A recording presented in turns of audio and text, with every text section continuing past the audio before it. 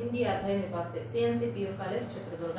हम आज आपका पुस्तक साहित्य वैभव में साहित्य वैभव पुस्तक को 3 भागों में किए हैं। प्रथम सोपान, द्वितीय सोपान, तृतीय सोपान। हम प्रथम सोपान में गद्य भाग में कुछ पाठ देखे थे और द्वितीय सोपान में कुछ पद्य, मध्यकालीन युग के पद्य और आधुनिक काल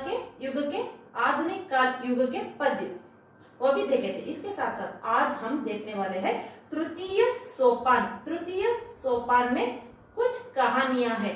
तृतीय सोपान में कुछ कहानियां हैं। उन कहानियों में आज लेखक जयशंकर प्रसाद से रचिता हुआ मधुआ कहानी देखेंगे। ये मधुआ एक बालक का नाम है। अब लेखक परिचय। युग प्रवर्तक साहित्यकार जयशंकर प्रसाद का जन्म। जयशंकर प्रसाद इस मधुआ कहानी के लेखक है जयशंकर प्रसाद। जयशंकर प्रसाद 1889 में सुंघनी साहू नामक से सुविख्यात काशी के एक प्रतिष्ठित परिवार में इनका जन्म हुआ। इनका जन्म 1889 में काशी में एक प्रतिष्ठित परिवार में इनका जन्म हुआ। 12 वर्ष के आयु में आपके पिता की मृत्यु के उपरांत इनके पिता के मरण के बाद बड़े भाई ने घर पर ही पढ़ने की व्यवस्था कर दी। इनके पिता के जयशंकर प्रसाद के पिता के मृत्यु के बाद इनके भाई जयशंकर प्रसाद के बड़े भाई ने इनकी पढ़ाई के लिए घर पर ही सारा इंतजाम कर दिया। ಇವರು 1889 ಕಾಶಿಯಲ್ಲಿ ಒಂದು ಪ್ರಸಿದ್ಧ ಪರಿವಾರದಲ್ಲಿ ಎಲ್ಲ ಅನುಕೂಲತೆ ಇರುವಂತಹ ಪರಿವಾರದಲ್ಲಿ ಜನನ ಆಗುತ್ತೆ ಇವರಿಗೆ 12 ವರ್ಷ ಇರುವಾಗ ಜಯಶಂಕರ್ ಪ್ರಸಾದ್ ಲೇಖಕರಾದ ಜಯಶಂಕರ್ ಪ್ರಸಾದ್ ಅವರಿಗೆ 12 ವರ್ಷ ಇರುವಾಗ ಅವರ ತಂದೆ ಮರಣವನ್ನು ಹೊಂದುತ್ತಾರೆ। ಅದರಿಂದ ಅವರಿಗೆ ಶಾಲೆಗೆ ಕಳಿಸೋದಿಲ್ಲ। ಇವರ ದೊಡ್ಡ ಅಣ್ಣ ಇವರ ಅಣ್ಣನ ಹೆಸರು ಇಲ್ಲಿ ಕೊಟ್ಟಿಲ್ಲ। ಇವರ ಅಣ್ಣ ಇವರಿಗೆ ಮನೆಯಲ್ಲೇ ವಿದ್ಯಾಭ್ಯಾಸಕ್ಕೆ ಏನೆಲ್ಲ ಬೇಕು ಅದನ್ನ ಮಾಡಿಸ್ಕೊಡ್ತಾರೆ। 12 वर्ष के आयु में आपके पिता इनके पिता मृत्यु के उपरांत बड़े भाई ने घर पर ही पढ़ने की व्यवस्था कर दी। घर पर ही पढ़ने की सारी व्यवस्था जयशंकर प्रसाद को कर दी। आपने इन्होंने घर में ही हिंदी, अंग्रेजी, संस्कृत, उर्दू, बंगाली, पारसी आदि भाषाओं का अध्ययन किया। इन्होंने घर पर ही इस कुछ भाषाओं की अध्ययन किया। वो कौन से है भाषा? हिंदी, अंग्रेजी, संस्कृत, उर्दू, बंगाली, पारसी आदि भाषाओं का अध्ययन किया। ಇವರ ತಂದೆ ಸತ್ತ ನಂತರ ಇವರ ತಂದೆಯ ಮರಣ ನಂತರ ಇವರ ಅಣ್ಣ ಇವರಿಗೆ ಮನೆಯಲ್ಲಿ ಓದೋದಕ್ಕೆ ಏನು ಅವಶ್ಯಕತೆ ಬೇಕು ಅದನ್ನೆಲ್ಲ ಮಾಡಿಸ್ಕೊಡ್ತಾರೆ। ಅದರಿಂದ ಇವರು ಮನೆಯಲ್ಲಿ ಕೆಲವು ಭಾಷೆಗಳನ್ನ ಕಲಿಯೋದಕ್ಕೆ ಅನುಕೂಲ ಆಗುತ್ತೆ। ಆ ಭಾಷೆಗಳು ಯಾವುದು? ಉರ್ದು, अंग्रेजी, पारसी, संस्कृत, बंगाली ಮತ್ತೆ उर्दू। आप पैतृक व्यवसाय और घर की संपूर्ण जिम्मेदारी संभालते हुए साहित्य सृजन में संग्राम रहे। इन्होंने पैतृक व्यवसाय और घर की संपूर्ण जिम्मेदारी लेते हैं। इसके साथ साथ इन्होंने साहित्य में भी अपने आप को ಅವರನ್ನ ತೊಡಗಿಸಿಕೊಳ್ತಾರೆ। ಮನೆಯ ಎಲ್ಲಾ ಜವಾಬ್ದಾರಿಯನ್ನು ತಗೊಳ್ತಾರೆ। ಅದರ ಜೊತೆ ಸಾಹಿತ್ಯದಲ್ಲೂ ಇವರು ಒಳಗೊಳ್ತಾರೆ। ಅಂದ್ರೆ ಸಾಹಿತ್ಯವನ್ನ ಕಥೆಗಳನ್ನ ಬರೆಯೋದು, ಕಾವ್ಯಗಳನ್ನ ರಚನೆ ಮಾಡೋದು ಇದನ್ನೆಲ್ಲ ಇವರು ಮಾಡ್ತಾರೆ। आप बहुमुखी प्रतिभा के धनी थे। इन्होंने बहुमुखी प्रतिभा के धनी थे। ಇವರಲ್ಲಿ ತುಂಬಾ ಪ್ರತಿಭೆಗಳು ಇತ್ತು। ಹಿಂದಿಯ ಬಗ್ಗೆ ತುಂಬಾ ಪ್ರತಿಭೆಗಳು ಇತ್ತು। ಏನು ಕವಿತೆಗಳನ್ನ ರಚಿಸ್ತಾ ಇದ್ರು, ಕಥೆಗಳನ್ನ ಬರಿತಾ ಇದ್ರು। साहित्य के प्रत्येक विधा में आपने अपनी लेखनी का जौहर दिखाई। साहित्य में अपने आप से ही ಹಿಂದಿ ಸಾಹಿತ್ಯಕ್ಕೂ ಹಾಗೆ ಬಡಾಯ ಏನು ಇವರು ಸ್ವಂತದ್ದೇ ಆದಂತಹ ಕೃತಿಗಳನ್ನ ರಚಿಸ್ತಾ ಇದ್ರು, ತಮ್ಮನ್ನ ಹಿಂದಿ ಸಾಹಿತ್ಯದಲ್ಲಿ ತೊಡಗಿಸಿಕೊಂಡು ಅದರಿಂದ ಹಿಂದಿ ಸಾಹಿತ್ಯ ತುಂಬಾ ಮುಂದುವರಿತಾ ಬಂತು। 1937 में केवल 48 वर्ष की आयु में आपकी मृत्यु हुई। 1947 में केवल 48 वर्ष की आयु में इनका मृत्यु हो गई। ಏನು ತುಂಬಾ ಚಿಕ್ಕ ವಯಸ್ಸಿನಲ್ಲಿ ಏನು 48 ವರ್ಷ, ಇವರಿಗೆ 48 ವರ್ಷ ಇತ್ತು, ಆ ಸಮಯದಲ್ಲಿ ಇವರು ಮರಣವನ್ನು ಹೊಂದಿದ್ರು। 1937ರಲ್ಲಿ ಇವರು ಮರಣವನ್ನು ಹೊಂದುತ್ತಾರೆ। आपके कहानी संग्रह, इनके कहानी की संग्रह छाया, प्रतिध्वनि, आकाश दीप, आंधी और इंद्रजाला। इनके प्रमुख कहानियां है छाया, प्रतिध्वनि, आकाश दीप, आंधी, इंद्रजाಲ।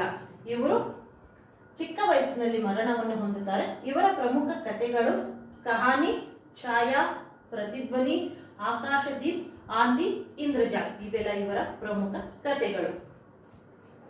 उपन्यास कंकाल, तितली तथा इरावती।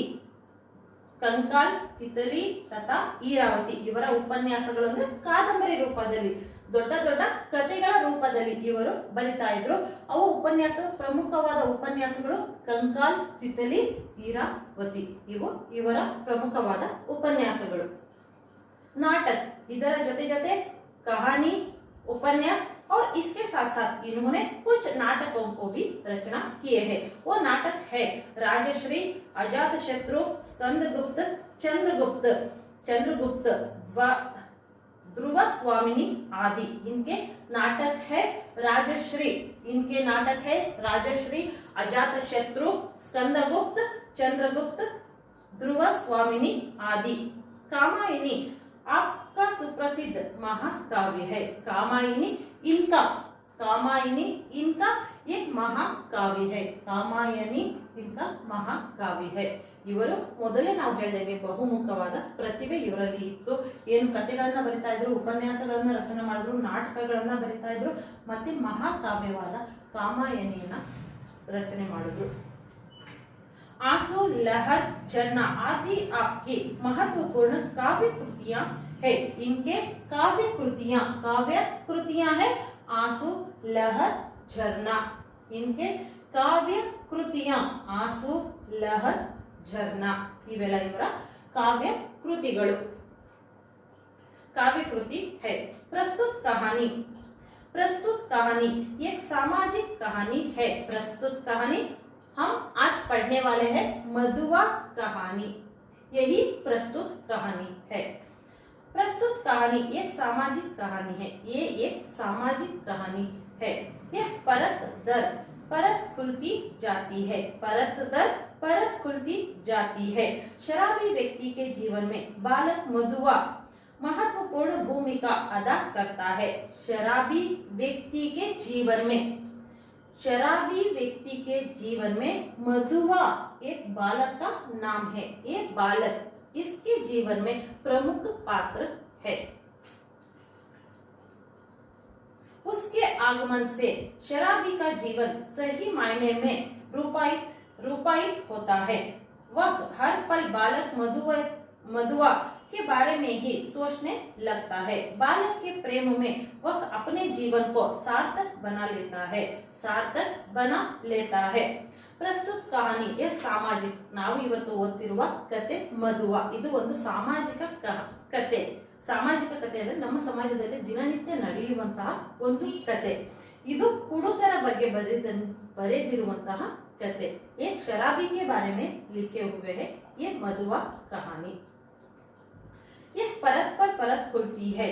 शराबी व्यक्ति के जीवन में बालक मधुआ महत्वपूर्ण भूमिका अदा करता है। एक शराबी व्यक्ति रहता है, उसके जीवन में ये मधुआ बालक आता है। उससे इसका जीवन संपूर्ण, इसका शराबी का जीवन ಸಂಪೂರ್ಣ ಬದಲ್ ದೇತಾ ಹೈ। ಏನು ಒಬ್ಬ ಹುಡುಗನಾದಂತಹ ಅವನ ಜೀವನದಲ್ಲಿ ಮಧುವ ಅನ್ನೋ ಬಾಲಕ ಬಂದಾಗ ಅವನ ಜೀವನ ಸಂಪೂರ್ಣ ಬದಲಾಗುತ್ತೆ। ಅದೇ ಈ ಕಥೆಯಲ್ಲಿರುವಂತಹ ಸ್ಟೋರಿ. जीवन सही उसके आगमन से इसके बालक मधुआ का आगमन से शराबी के मन में क्या कुछ चलता है, इसके बारे में इस पाठ में हम देखेंगे. बालक के प्रेम में वह अपने जीवन का सार्थक बना लेता है. बालक के प्रेम से अपने जीवन को सार्थक बना लेता है. कौन? ಶರಾಬಿ ಈ ಕುಡುಕನ ಜೀವನದಲ್ಲಿ ಮಧುವ ಬಂದಾಗ ಅವನ ಜೀವನದಲ್ಲಿ ಏನು ಪರಿವರ್ತನೆ ಆಗುತ್ತೆ, ಇವನ ಪ್ರೀತಿ, ಈ ಬಾಲಕನ ಪ್ರೀತಿಯಿಂದ ಅವನ ಜೀವನವೆಲ್ಲ ಬದಲಾಗ್ತಾ ಹೋಗುತ್ತೆ. बाल मनोदशा से विद्यार्थियों को परिचित करना तथा बुराई पर अच्छाई की जीत को दार्शनिक के उद्देश्य से प्रस्तुत कहानी चयनित है.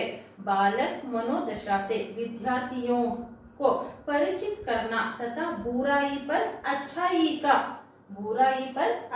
का जीत को दार्शनिक के उद्देश्य से प्रस्तुत कहानी चयनित है. ಏನು ವಿದ್ಯಾರ್ಥಿಗಳು ತಿಳ್ಕೋಬೇಕು ಅಂದ್ರೆ ಕೆಟ್ಟವನ ಮೇಲೆ ಒಳ್ಳೆಯವರ ಪ್ರಭಾವ ಬಿದ್ದಾಗ ಅವರ ಜೀವನ ಹೇಗೆ ಬದಲಾಗುತ್ತೆ ಅನ್ನೋದು ಈ ಪಾಠದಲ್ಲಿ, ಈ ಕಥೆಯಲ್ಲಿ ಇರೋದು. ಈಗ ನೋಡೋಣ ನಾವು ಈ ಕಥೆಯನ್ನ. अब देखेंगे आप मधुआ कहानी. आज 7 दिन हो गए. यहाँ तक 7 दिन हो गए. ಇಲ್ಲಿ ತನಕ 7 ದಿನ ಆಗಿದೆ. ಇದು ಶರಾಬಿ ಹೇಳ್ತಿರೋದು, ಕುಡುಕ ಹೇಳ್ತಿರೋದು. पीने को कौन कहे छुआ तक नहीं. इस दिन को 7 दिन हो गया, मैं पीने को छुआ तक नहीं. आज 7वां दिन है. सरकार अमीर आदमी है. अमीर आदमी को इस शराबी ने कह रहा है कि मैं पीने को छोड़कर 7 दिन हो गया है, मैं पीने को छुआ तक नहीं. ಏನು ಒಬ್ಬ ಕುಡುಕ ಶ್ರೀಮಂತ ವ್ಯಕ್ತಿ ಹತ್ರ ಬಂದು ಹೇಳ್ತಿದ್ದಾನೆ, ಇವತ್ತಿಗೆ 7 ದಿನ ಆಯ್ತು ನಾನು ಕುಡಿಯೋದನ್ನ ಮುಟ್ಟೇ ಇಲ್ಲ ಅಂತ ಶ್ರೀಮಂತ ವ್ಯಕ್ತಿಗೆ ಬಂದು ಹೇಳ್ತಿದ್ದಾನೆ. तुम झूठे हो. वो अमीर आदमी कह रहा है शराबी से तुम झूठ बोल रहे हो. ಆ ಶ್ರೀಮಂತ ವ್ಯಕ್ತಿ ಹೇಳ್ತಿದ್ದಾನೆ, ನೀನು ಹೇಳ್ತಿರೋದು ಸುಳ್ಳು. ನೀನು ದಿನ ಕುಡಿತಾ ಇದೀಯಾ, ನನ್ನ ಹತ್ರ ಬಂದು ನೀನು ಸುಳ್ಳು ಹೇಳ್ತಿದೀಯಾ, ಇವತ್ತಿಗೆ 7 ದಿನ ಆಯ್ತು ಅಂತ ನೀನು ಹೇಳ್ತಿರೋದು ಸುಳ್ಳು ಅಂತ ಆ ಶ್ರೀಮಂತ ವ್ಯಕ್ತಿ ಹೇಳ್ತಿದ್ದಾನೆ. ಶ್ರೀಮಂತ ವ್ಯಕ್ತಿಯ ಹೆಸರು ಮುಂದೆ ಬರ್ತಾ ಹೋಗುತ್ತೆ. अभी तो तुम्हारे कपड़े से महक आ रही है. अभी तो तुम्हारे कपड़े से महक आ रही है. तुम्हारे कपड़े से उस शराब की बदबू आ रही है. ನಿನ್ನ ಬಟ್ಟೆಯಿಂದ ಆ ಕುಡಿಯೋದು ಏನು ವಾಸನೆ ಬರ್ತಾ ಇದೆ. ನೀನು 7 ದಿನ ಆಗಿಲ್ಲ ಬಿಟ್ಟು ದಿನ ಕುಡಿತಾ ಇದೆಯಾ, ಅದು ಸ್ಮೆಲ್ ನನಗೆ ಬರ್ತಾ ಇದೆ ಅಂತ ಆ ಶ್ರೀಮಂತ ವ್ಯಕ್ತಿ ಆ ಕುಡುಕನಿಗೆ ಹೇಳ್ತಿದ್ದಾನೆ. वह तो कई दिन हुए. 7 दिन से ऊपर कई दिन हुए. अंधेरे में बोतल उड़ने लगा था. अंधेरे में मैं तो 7 दिन हुआ छूकर, लेकिन उस 7 दिन के पीछे मेरे कपड़े अंधेरे में था. उस बाटल गिरने से मेरे कपड़े बहुत महक हो गई है. ಏನು 7 ದಿನದ ಹಿಂದೆ ನನ್ನ ರೂಮಿನಲ್ಲಿ, ನನ್ನ ಮನೆಯಲ್ಲಿ ಕುಡಿಯೋ ಬಾಟಲ್ ಅನ್ನು ಇಟ್ಟಿದ್ದೆ. ಅದು ಕತ್ತಲಲ್ಲಿ ನಾನು ಹೋದರಿಂದ ಆ ಬಾಟಲು ಬಿತ್ತು ಬಟ್ಟೆಯ ಮೇಲೆ, ಆ ಬಟ್ಟೆಯ ವಾಸನೆ ಇನ್ನೂ ಇದೆ ಅಂತ ಆ ಕುಡುಕ ಶ್ರೀಮಂತನಿಗೆ ಹೇಳ್ತಿದ್ದಾನೆ. 7 दिन से ऊपर कई दिन हुए. अंधेरे में बोतल उड़ने लगा था. कपड़े पर गिर जाने से नशा भी न आया. कपड़े पर उस बोतल गिरने से उसका महक आ रहा है. ಆ ಕತ್ತಲಲ್ಲಿ ನನ್ನ ಬಟ್ಟೆಯ ಮೇಲೆ ಆ ಬಾಟಲ್ ಬಿದ್ದರಿಂದ ಅದರ ವಾಸನೆ ಇನ್ನು ಬರ್ತಾ ಇದೆ. और आपको कहने का क्या कहूं, सच मानिए. मैं तो सच ही बोल रहा हूं, लेकिन आप नहीं मान रहे हैं. ನಾನು ನಿಜವನ್ನೇ ಹೇಳ್ತಿದ್ದೀನಿ, ನೀವು ಮಾತ್ರ ನನ್ನ ಮಾತನ್ನು ನಂಬ್ತಾ ಇಲ್ಲ. 7 दिन ठीक 7 दिन से एक बूंद भी नहीं. 7 दिन ठीक 7 दिन से एक बूंद भी मैंने नहीं पिया है. 7 ದಿನದಿಂದ ನಾನು ಒಂದು ತೊಟ್ಟನ್ನ ಕುಡಿದಿಲ್ಲ, ನಿಮಗೆ ವಾಸನೆ ಮಾತ್ರ ಬರ್ತಾ ಇದೆ ಅಂತ ಆ ಶರಾಬಿ ಹೇಳ್ತಿದ್ದಾನೆ. ठाकुर सरदार सिंह हंसने लगे। वो अमीर आदमी कौन है? ठाकुर सरदार सिंह। सिंह हंसने लगे। उसके शराबी के बात सुनकर उसको इन ठाकुर सरदार सिंह को ಹಸಿ ಆತಿ ಹೇ। ಏನು ಅವನು ಹೇಳಿದ್ದನ್ನ ಕೇಳ್ಬಿಟ್ಟು ಇವರಿಗೆ ನಗು ಬರುತ್ತೆ। ಎಲ್ಲಿ ಹುಡುಕ ದಿನ 7 ದಿನ ಬಿಟ್ಟು ಹೇಗಿರ್ತಾನೆ, ಇದು ನಂಬುವಂತಹ ಮಾತಲ್ಲ ಅಂತ ಹೇಳ್ಬಿಟ್ಟು ಯಾರಿಗೆ? ಸರ್ಕಾರಕ್ಕೆ ನಗು ಬರುತ್ತೆ, ಶ್ರೀಮಂತ ವ್ಯಕ್ತಿಗೆ ನಗು ಬರ್ತಾ ಇದೆ। लखनऊ में लड़का पढ़ता था। लखनऊ में ये ठाकुर सरदार सिंह का लड़का या पुत्र वहां पर पढ़ता था, इसलिए ठाकुर सरदार सिंह लखनऊ आए थे। ಈ ಠಾಕೂರ್ ಸರ್ದಾರ್ ಸಿಂಹರ ಮಗ ಲಕ್ನೋದಲ್ಲಿ ಓದ್ತಾ ಇರ್ತಾನೆ, ಅದರಿಂದ ಇವರು ಅಲ್ಲಿಗೆ ಬಂದಿರ್ತಾರೆ, ಲಕ್ನೋಗೆ ಬಂದಿರ್ತಾರೆ। ठाकुर साहिब भी कभी कभी वहीं आ जाते हैं, कभी कभी वहां लखनऊ पर आते हैं। ಯಾವಾಗಾದ್ರೂ ಒಂದೊಂದ್ಸರಿ ಮಗನನ್ನ ನೋಡೋದಕ್ಕೆ ಅಂತ ಅಲ್ಲಿ ಲಕ್ನೋಗೆ ಬರ್ತಾರೆ। उनको कहानी सुनने का चस्का था, उनको कहानी सुनने का चस्का था। किसको? ठाकुर सरदार सिंह को कहानी सुनने का ಚಸ್ಕಾ ಥಾ। ಅವರಿಗೆ ಕಥೆಗಳನ್ನ ಕೇಳೋದ್ರಲ್ಲಿ ತುಂಬಾ ಆಸಕ್ತಿ ಇತ್ತು। ಯಾರಾದ್ರೂ ಆಗ್ಲಿ ಇವರಿಗೆ ಬಂದ್ಬಿಟ್ಟು ಕಥೆನ ಹೇಳಿದ್ರೆ ದುಡ್ಡನ್ನು ಕೊಡ್ತಾ ಇದ್ರು ಇವರು। ಅದೇ ತರ ಅವತ್ತು ಯಾರು ಸಿಕ್ಕಿದ್ರು ಕತೆ ಹೇಳೋದಕ್ಕೆ, ಈ ಶರಾಬಿ ಆ ಠಾಕೂರ್ ಸಾಹೇಬ್ಗೆ ಸಿಕ್ಕಿದ್ದಾರೆ। उनको कहानी सुनने का चस्का था। खोजने पर यही शराबी मिला। उस दिन खोजने पर यही शराबी इन ठाकुर सरदार सिंह को मिला था। वह रात को दोपहर में कभी कभी सवेरे भी आ जाता था। वह रात नहीं, दोपहर नहीं, कभी कभी इनके घर पर आता था। तो ಶರಾಬಿ ಯಾವಾಗಲಾದರೂ ಏನು ಬೆಳಗ್ಗೆ ಮಧ್ಯಾಹ್ನ ರಾತ್ರಿ ಯಾವ ಟೈಮಲ್ಲಿ ಆದರೂ ಇವರ ಮನೆಗೆ ಬಂದ್ಬಿಟ್ಟು ಮಾತಾಡಿಸ್ಕೊಂಡು ಹೋಗ್ತಿದ್ದ। ಅವತ್ತು ಈ ಠಾಕೂರ್ ಸಾಹೇಬ್ಗೆ ಕತೆ ಕೇಳೋದಕ್ಕೆ ತುಂಬಾ ಆಸೆ ಬಂತು। ಯಾರಾದರೂ ಬೇಕೇ ಬೇಕು ಕತೆ ಕೇಳೋದಕ್ಕೆ, ಯಾರು ಸಿಗ್ತಾರೆ? ಆ ಶರಾಬಿನೇ ಅವತ್ತು ಸಿಗ್ತಾನೆ। अपनी लच्छेदार कहानी सुनाकर ठाकुर का मनोविनोद करता था। अपनी लच्छेदार कहानी सुनाकर ठाकुर को मनोविनोद करता था। उन्होंने तो शराबी ने उसके मन को क्या आता था वो कहानी सुनाकर ठाकुर सरदार सिंह को उनके मन को विनोद करता था। ಇವನಿಗೆ ಏನು ಕಥೆಗಳು ಏನು ಮನಸ್ಸಿನಲ್ಲಿ ಬರುತ್ತೋ ಆ ಕಥೆಗಳನ್ನ ಹೇಳೋದು, ಅವರಿಗೆ ಖುಷಿ ಪಡಿಸೋದು, ಅದರಿಂದ ಇವನಿಗೆ ದುಡ್ಡು ಬರ್ತಾ ಇತ್ತು। ठाकुर ने हंसते हुए कहा, तो आज पियोगे ना? ठाकुर ने हंसते हुए शराबी से कहा, तो आज पियोगे या नहीं? 7 दिन से तुमने छुआ तक नहीं, आज पियोगे या नहीं? कहकर ठाकुर साहेब ने शराबी से पूछते हैं। ಏನು ಠಾಕೂರ್ ಸಾಹೇಬ್ ಕೇಳ್ತಾರೆ, ನಗ್ನಗ್ತಾ ತಮಾಷೆಯಾಗಿ ಕೇಳ್ತಾರೆ, 7 ದಿನದಿಂದ ನೀನು ಕುಡಿಯೋದನ್ನ ಬಿಟ್ಟೇ ಇಲ್ಲ ಅಂತೀಯಲ್ಲ, ಇವತ್ತು ಹಾಗಾದ್ರೆ ನಾನು ಕೊಟ್ಟು ನೀನು ಕುಡಿತೀಯೋ ಇಲ್ಲ ಅಂತ ಕೇಳ್ತಿದ್ದಾನೆ। झूठ कैसे कहूं, आज तो जितना मिलेगा सब पीऊंगा। झूठ कैसे कहूं, शराबी कह रहा है ठाकुर साहेब से। झूठ मैं कैसे कहूं, आज कितना मिलेगा उतना भी मैं पीऊंगा। 7 दिन चने चबाने पर बिताया है, किस लिए? 7 दिन से मैंने पिया तक नहीं, शराब को छुआ तक नहीं, चने को खाकर ही 7 दिन मैं बिता चुका हूँ। ये तो किस लिए? ನಾನು 7 ದಿನದಿಂದ ಏನು ಕುಡಿಯೋದನ್ನೇ ಮುಟ್ಟಿಲ್ಲ, 7 ದಿನವನ್ನ ನಾನು ಹಾಗೆ ತುಂಬಾ ಕಷ್ಟದಿಂದ ಕಳೆದಿದ್ದೀನಿ। ಈಗ ಬರುವಂತಹ ಒಳ್ಳೆ ಸಮಯವನ್ನು ನಾನು ಏನಕ್ಕೋಸ್ಕರ ಹಾಳು ಮಾಡ್ಕೋಬೇಕು ಅಂತ ಇವನು ಠಾಕೂರ್ ಸಾಹೇಬ್ಗೆ ಹೇಳ್ತಿದ್ದಾನೆ। अद्भुत 7 दिन पेट काटकर आज अच्छा भोजन ना करके तुम्हें पीने की सूझी है, यह भी अद्भुत। तुम्हारा बात तो बहुत अद्भुत है। 7 दिन पेट काटकर आज अच्छा भोजन ना करके तुम्हें पीने की सूझी है, यह भी 7 दिन से तुमने पेट को खाया तक नहीं या पिया तक नहीं, आज तो मन भर पी सकते हो। सरकार, मौज बाहर की एक घड़ी एक लंबे दुखपूर्ण जीवन से अच्छी है। बहुत दुखपूर्ण दिनों से एक घड़ी खुशी की आने से वो बहुत अच्छी लगती है।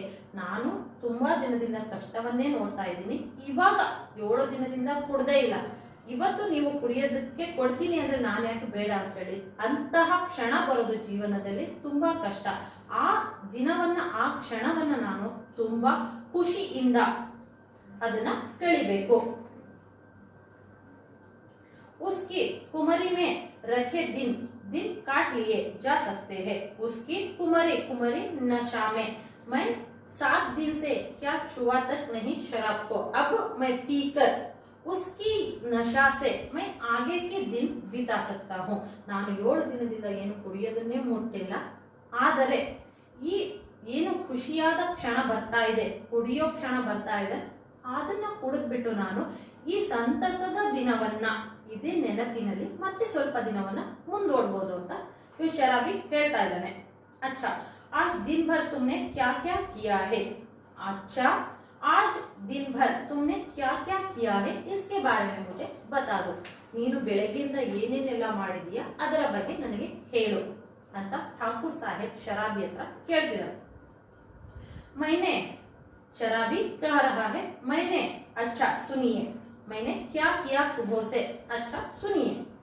सवेरे कुहारा पड़ता था, मेरे धुआं से कंबल सा वह पे सूर्य के चारों ओर लपटा था, हम दोनों मुंह छिपाए पड़े थे. मैंने, अच्छा सुनिए, मैंने सुबह से क्या किया है इसके बारे में कहूंगा, आप सुनिए. सवेरे कुहारा पड़ता था, सवेरे कुहारा, कुहारा का मतलब क्या, यहाँ पर ಬೆಳಗ್ಗೆ ಏನು ಸ್ವಲ್ಪ ಮಂಜು ಮಂಜಾಗಿತ್ತು, ಆದ್ದರಿಂದ ನಾನು ಎದ್ದಿಲ್ಲ. ಮೇರೆ ಧುವಾಸೆ ಕಂಬಲ್ ಸಾ ವಹ ಸೂರ್ಯ ಬಿ ಚಾರೋ ಓರ್ ಲಪ್ಟಾ ಥಾ, ನಾನು ಹೇಗೆ ಬೆಡ್ಶೀಟ್ ಅಲ್ಲಿ ಮಲಗಿದ್ದೀನೋ ಅದೇ ತರಹ ಸೂರ್ಯನಿಗೆ ಕತ್ತಲು ಆವರಿಸಿತ್ತು. ಅಂದ್ರೆ ಕತ್ತಲು ಅಂದ್ರೆ ಮಂಜಿನಿಂದ ಕೂಡಿತ್ತು. ಏನು ಈ ಜನವರಿಯಲ್ಲಿ ಮಂಜಿನಿಂದ ಕೂಡಿರುತ್ತೋ ಅದೇ ತರ ಆ ದಿನನು ಆ ಲಕ್ನೋದಲ್ಲಿ ಆಗಿತ್ತು. हम दोनों मुंह छिपाए पड़े थे. हम दोनों कौन, एक शराबी और कौन, और सूर्य. सूर्य हम दोनों मुंह छुपाए पड़े थे. ಏನು ಮಂಜು ಇದ್ದಾಗ ಸೂರ್ಯ ನಮಗೆ ಕಾಣಿಸೋದಿಲ್ಲ, ಅದೇ ತರಹ ನಾನು ಬೆಡ್ಶೀಟ್ ಅನ್ನ ಹೊತ್ಕೊಂಡು ಮಲಗಿದ್ದೆ. ನಾವಿಬ್ಬರು ಹೀಗೆ ಮಲಗಿದ್ವಿ. ಯಾರು, ಸೂರ್ಯ ಮತ್ತು ಈ ಶರಾಬಿ ಇಬ್ಬರು ಹಾಗೆ ಮಲಗಿದ್ವಿ ಅಂತ ಈ ಶರಾಬಿ ಠಾಕೂರ್ ಸಾಹೇಬ್ ಹತ್ರ ಹೇಳ್ತಿದ್ದಾನೆ. ठाकुर साहेब ने हंसकर कहा, ठाकुर साहेब ने इस बात को, इस शराबी की बात को सुनकर हंसने लगे. अच्छा तो इस मुंह छिपाने का कोई कारण, अच्छा इस मुंह छिपाने का कोई कारण है, अब बताओ. 7 दिन से एक बूंद भी गले न उतरी थी. ಠಾಕೂರ್ ಸಾಹೇಬ್ ಕೇಳ್ತಿದ್ದಾರೆ, ನೀನು ಮುಖವನ್ನು ಮುಚ್ಕೊಂಡು ಮನೆಯಲ್ಲೇ ಮಲಗಿದ್ದೆ ಅಂತಲ್ಲ, ಅದಕ್ಕೆ ಏನಾದ್ರು ಕಾರಣ ಹೇಳು ಅಂತ ಹೇಳಿದಕ್ಕೆ ಅವನು ಹೇಳ್ತಿದ್ದಾನೆ, 7 दिन से 7 ದಿನದಿಂದ ನಾನು ಕುಡಿದಿಲ್ಲ, ಅದರಿಂದ ನಾನು ಯಾರಿಗೆ ಮುಖವನ್ನು ತೋರಿಸೋದಕ್ಕೆ ಆಗಲ್ಲ. 7 दिन से एक बूंद भी गले ना उतरी थी, भला मैं कैसे मुंह दिखा सकता था. 7 दिन से मेरे गले में एक बूंद भी शराब नहीं गई थी, इसलिए ಲೋಗೋ ಮುಖ ದಿಖಾನೆ ಲಾಯಕ್ ನಹಿ ಥಾ. ಏನು ಅಲ್ಲಿರೋರೆಲ್ಲರೂ ಇವನಿಗೆ ಕುಡುಕ ಅಂತ ತಿಳ್ಕೊಂಡಿರ್ತಾರೆ, ಕುಡಿಯೋದನ್ನ ಬಿಟ್ಟಿದ್ದಾನೆ ಅಂತ ಹೇಳೋದಕ್ಕೆ ಇವನಿಗೆ ಮುಖವನ್ನ ತೋರಿಸೋದಕ್ಕೆ ನಾಚಿಕೆ ಆಗಿ ಮನೆಯಲ್ಲಿ ಇವನು ಕೂತ್ಕೊಂಡಿರ್ತಾನೆ. अब जब 12 बजे धूप निकली तो फिर लाचारी थी. 12 बजे धूप निकली, मैं तो बहुत लाचार होकर उठने लगा. ಏನು 12 ಗಂಟೆ ಆಯ್ತು, ಬಿಸಿಲು ಬರ್ತಾ ಇದೆ, ಅದನ್ನ ನೋಡ್ಬಿಟ್ಟು ತುಂಬಾ ಕಷ್ಟದಿಂದ ನಾನು ಎದ್ದೆ. बहुत लाचार होकर, बहुत कष्ट से मैंने उठा. हाथ मुंह धोने में जो दुख हुआ सरकार, वह क्या कहने की बात है. उठकर मैंने किस वक्त, 12 बजे मैंने उठकर हाथ मुंह धोने में बहुत कष्ट हुआ, मुझे बहुत कष्ट हुआ. वो तो बात कहना नहीं आता, वो तो मैं ही सह सकता हूँ. ನಾನು 12 ಗಂಟೆಗೆ ಎದ್ಬಿಟ್ಟು ಎಷ್ಟೋ ಕಷ್ಟದಿಂದ ಕೈ ಕಾಲನ್ನ ತೊಳ್ಕೊಂಡೆ ಅನ್ನೋದು ಹೇಳೋದಕ್ಕೆ ಆಗಲ್ಲ. ನನ್ನ ಕಷ್ಟ ನನಗೆ ಗೊತ್ತು. ಅಂದ್ರೆ ಅಷ್ಟು ಸೋಮಾರಿ ಇವನು, ಅಷ್ಟು ಸೋಮಾರಿತನದಿಂದ ಕೂಡಿರ್ತಾನೆ ಈ ಶರಾಬಿ. पास में पैसे बचे थे, चना चबाने से दांत भाग रहे थे, चना चबाने के लिए मेरे दांत भाग रहे थे, कुछ खाने के लिए मेरे दांत भाग रहे थे. ಏನಾದ್ರು ತಿನ್ನೋದಕ್ಕೆ 12 ಗಂಟೆ ಆಗಿದೆ, ಹೊಟ್ಟೆ ಹಸಿವು ಸ್ಟಾರ್ಟ್ ಆಗಿದೆ, ಏನಾದ್ರು ತಿನ್ನೋದಕ್ಕೆ ನಾನು ಹೊರಗಡೆ ಹೋಗ್ಬೇಕು ಅಂತ ಹೊರಗಡೆ ಹೋಗ್ತಾನೆ. कटकटी लग रही थी, कटकटी लग रही थी, कुछ खाने के लिए मेरे दांत कटकटी हो रही थी. पराठे वाले के यहाँ पहुंचा, पराठे वाले के यहाँ मैं पहुंचा. ಏನು ಹೊಟ್ಟೆ ಹಸು ಸ್ಟಾರ್ಟ್ ಆಗಿದೆ, ಏನಾದ್ರು ತಿನ್ಬೇಕು ಅನ್ನಿಸ್ತಾ ಇತ್ತು, ಅದರಿಂದ ಇವನು ಮನೆ ಹತ್ರ ಎಲ್ಲೋ ಹೋಟೆಲ್ ಇರುತ್ತೆ ಅಲ್ಲಿ ಹೋಗ್ಬಿಟ್ಟು ಪರಾಟೆಯನ್ನ ತಿನ್ನೋದಕ್ಕೆ ಸ್ಟಾರ್ಟ್ ಮಾಡ್ತಾನೆ. पराठे वाले के यहाँ पहुंचा, धीरे धीरे खाता रहा और अपने को, धीरे धीरे पराठे खाते रहा और अपने को सेकता भी रहा. पराठे खाते खाते बाहर क्या धूप आई थी, 12 बजे की धूप थी, वहां पर जाकर मैं सेकता था, धूप को सेक लेता था. 12 ಗಂಟೆ ಆಯ್ತು, ಏನು ಬಿಸಿಲು ಬಂದಿತ್ತು, ತುಂಬಾ ಚಳಿಯಾದ ಕಾರಣ ಹೋಗ್ಬಿಟ್ಟು ನಾನು ಬಿಸಿಲಿಗೆ ಕೂತ್ಕೊಂಡಿದ್ದೆ. फिर गोमती किनारे चला गया, गोमती के किनारे चला गया. एक गोमती एक नदी का नाम है. यहाँ पर मैं चला गया, पराठे खाकर वहां नदी के किनारे घूमने चला गया. घूमते घूमते अंधेरा हो गया, बूंद पड़ने लगी. मैं गोमती नदी के किनारे घूमते घूमते अंधेरा हो गया और बूंदे गिरने लगी. ಏನು ನಾನು ಗೋಮತಿ ಎಂಬ ನದಿಯ ಹತ್ತಿರ ಹೋದೆ, ಇದೊಂದು ನದಿಯ ಹೆಸರು. ನದಿಯ ಹತ್ತಿರ ಹೋಗಿ ತಿರುಗೋದಕ್ಕೆ ಸ್ಟಾರ್ಟ್ ಮಾಡಿದೆ. ಆಗ್ಲೇ ಸಾಯಂಕಾಲ ಆಗಿ ಏನು ಮಂಜಿನ ಹನಿ ಬೀಳೋದಕ್ಕೆ ಸ್ಟಾರ್ಟ್ ಆಯ್ತು. तब कहीं भाग के आपके पास आ गया, वहां से भाग कर आपके पास आ गया.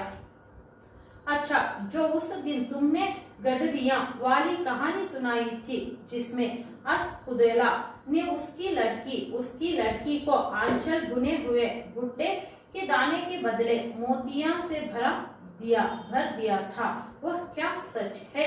उस दिन पहले तुम मुझे क्या मोतियों की कहानी सुनाई थी, वो कहानी सच है.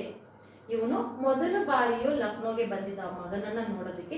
ಅಲ್ಲಿ ಅವಾಗಲೂ ಈ ಶರಾಬಿ ಏನು ಕಥೆಯನ್ನ ಹೇಳಿದ ಅದು ನಿಜಾನ, ಏನು ಮೋತಿ ಬಗ್ಗೆ ಮುತ್ತಿನ ಬಗ್ಗೆ ಕಥೆಯನ್ನ ಹೇಳಿದ್ದೆಲ್ಲ ಅದು ನಿಜಾನ ಅಂತ ಈಗ ಈ ಠಾಕೂರ್ ಸಾಹೇಬ್ ಅವನ ಹತ್ರ ಕೇಳ್ತಿದ್ದಾನೆ, ಶರಾಬಿ ಹತ್ರ.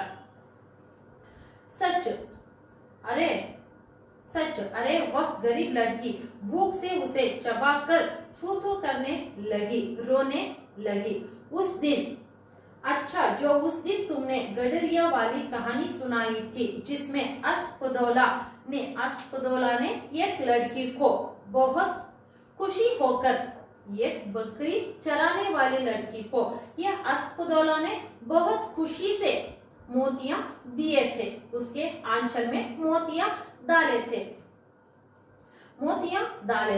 एक सच है. ಏನು ತುಂಬಾ ಖುಷಿಯಿಂದ ನೀನು ಓದ್ಸರಿ ನಾನು ಬಂದಾಗ ಏನು ಕಥೆಯನ್ನ ಹೇಳಿದ್ದೆ, ಮುತ್ತಿನ ಬಗ್ಗೆ ಕಥೆಯನ್ನ ಹೇಳಿದ್ದೆ, ಅದು ನಿಜಾನ ಅಂತ ಈಗ ಕೇಳ್ತಿದ್ದಾನೆ. ಆ ಕಥೆ ಏನು, ಬಡತನದ ಹುಡುಗಿ ಕುರಿ ಕಾಯಿಸುವವಳು, ಅವಳಿಗೆ ಯಾರೋ ಶ್ರೀಮಂತ ಸಿಗ್ತಾನೆ, ತುಂಬಾ ಏನೋ ಇವಳು ಹೇಳಿದ್ದಕ್ಕೆ ತುಂಬಾ ಖುಷಿಯಾಗಿ ಅವನು ಮುತ್ತನ್ನ ಅವಳ ಸೆರಗಿನಲ್ಲಿ ಹಾಕ್ತಾನೆ. ತುಂಬಾ ಬೆಲೆ ಬಾಳುವಂತಹ ಮುತ್ತನ್ನ ಅವಳ ಸೆರಗಿನಲ್ಲಿ ಹಾಕ್ತಾನೆ. ಆದ್ರೆ ಅವಳಿಗೆ ಅದು ಮುತ್ತು ಅನ್ನೋದು ಗೊತ್ತಿರೋದಿಲ್ಲ, ಏನೋ ಕಾಳು ಇರಬಹುದು ಅಂತ ಹೇಳ್ಬಿಟ್ಟು ತಿನ್ನೋದಕ್ಕೆ ಸ್ಟಾರ್ಟ್ ಮಾಡ್ತಾಳೆ. सच, अरे वह गरीब लड़की भूख से उस मोती को चना समझकर चबाने लगी. ಆ ಏನು ಬಡತನದ ಹುಡುಗಿ ಆ ಮುತ್ತನ್ನ ಏನೋ ಬೇಳೆ ಕಾಳುಗಳು ಇರಬಹುದು ಅಂತ ಬಾಯಲ್ಲಿ ಹಾಕೊಂಡು ಕಡಿಯೋದಕ್ಕೆ ನೋಡ್ತಾಳೆ. ಅದು ತುಂಬಾ ಇರುತ್ತೆ, ಅದರಿಂದ ಒಗೆಯೋದಕ್ಕೆ ಸ್ಟಾರ್ಟ್ ಮಾಡ್ತಾಳೆ.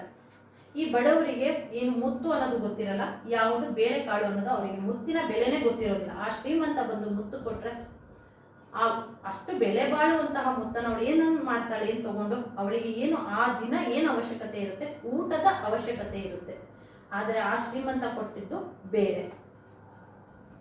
ಆ ಮುತ್ತು ವೈಡೂರ್ಯವನ ಇವಳು ತಗೊಂಡು ಏನ್ ಮಾಡ್ತಾಳೆ, ಅವಳಿಗೆ ಗೊತ್ತಿರೋದಿಲ್ಲ ಇದು ಮುತ್ತು ತುಂಬಾ ಬೆಲೆ ಬಾಳುವಂತಹದ್ದು. ಇವಳು ಏನ್ ಅನ್ಕೊಂತಾಳೆ, ಅದು ಏನೋ ಕಾಳುಗಳು ಇರಬಹುದು ಅಂತ ತಿನ್ನೋದಕ್ಕೆ ಸ್ಟಾರ್ಟ್ ಮಾಡ್ತಾಳೆ. ಕಡಿತಾ ಅವಳಿಗೆ ನುಂಗೋದಕ್ಕೂ ಆಗಲ್ಲ, ಅದಕ್ಕೆ ಅದನ್ನ ಉಗುಳ್ತಾಳೆ.